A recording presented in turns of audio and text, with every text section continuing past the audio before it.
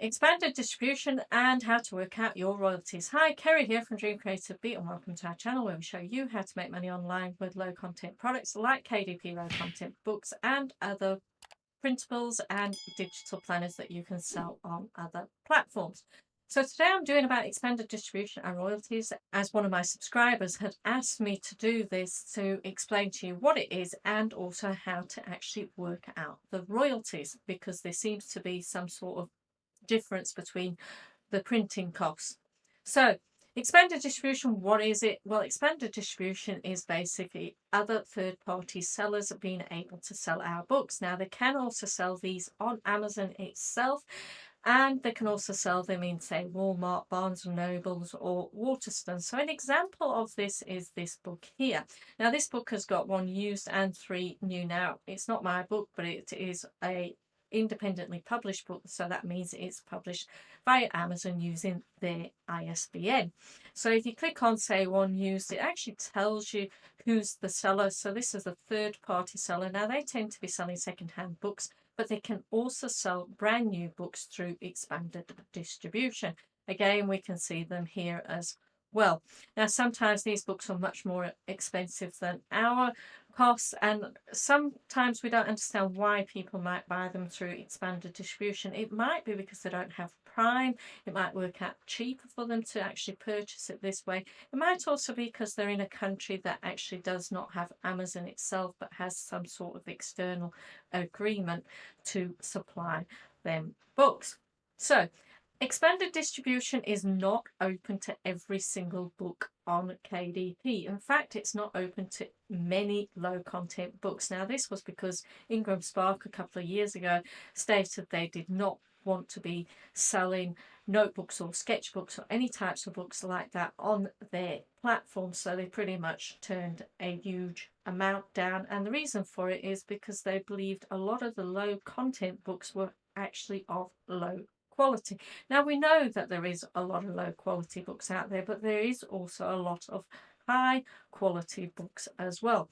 So the books that we cannot do, such as lined blank pages, so no notebooks, no sketchbooks, no journals, no planners, no calendars, no agendas, no organizers, no diaries or anything like that. Also, no logbooks, because in this bit where it says content that is excessively reused or reused or repeated within across the book. So logbooks don't do that. Well, they do that, should I say. And then we've got adult colouring books are allowed to be in expanded distribution, but they aren't in the UK.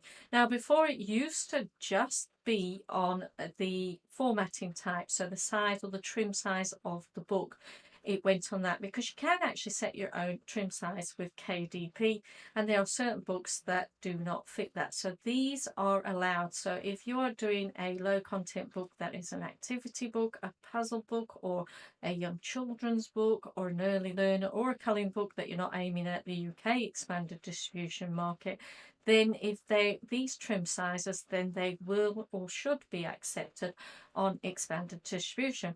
Now, expanded distribution, we only get 40% of the book list price, but it also depends on the printing costs, so we've got to take that into account. Then there's applicable taxes and withholding. Now, these figures I cannot figure them out. I can't find them anywhere. You can see them on your own back end. You can't see the individual costs, but you can see the total amount. So I'll show you what I mean. If we go and have a look at the printing costs, so I've got a book at $8.99 and it's 117 pages. Now, there's a minimum list price. So this list price is what I must go above in order to make a royalty. Now, this list price actually includes that $2.25. So that difference between the $2.25 and $3.76 is those extra costs of withholding tax, of platform costs, of actually storing your book. Now, they don't store the physical content books. They may do if they do a big print run, but they actually are storing your digital files on their server. So that is a cost there. I don't know what that individual costs, but we don't know how to work that difference out between printing costs and those costs there. So how they work that out the estimated royalty of $3.14 is they take $8.99 minus the minimum list price of $3.76. And this, because it's not expanded distribution, we get 60% is where we get it. So it's times by 0.6, which is 60%. So we can see that when that's rounded up, that is $3.14. So I go to my pricing here for this book. I've already entered it into expanded distribution because I can.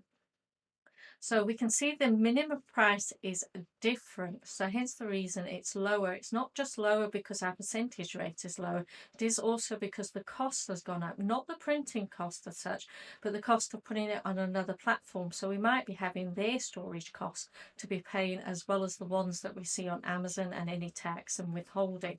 So we've got $8.99 here minus $5.64. That gives us $3.35. Now we only get 40% of that, so it's times by 0.4, and that gives us $1.34. So that is how it is worked out. I wish I knew how I could work out the exact numbers for these.